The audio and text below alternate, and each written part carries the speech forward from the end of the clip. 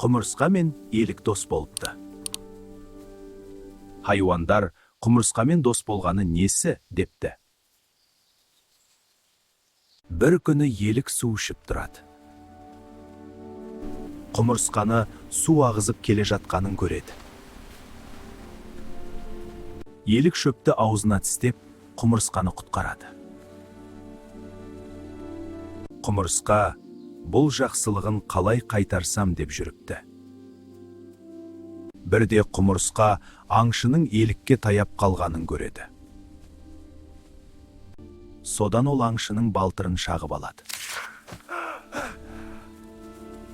Аңшы еңкейіп балтырын сипайды. Сол кезде қолынан мылтығы түсіп кетеді. Ағаш сыбдыр ете қалады. Елік зытып береді. Сөйтіп құмырсқа досының жақсылығын қайтарған екен.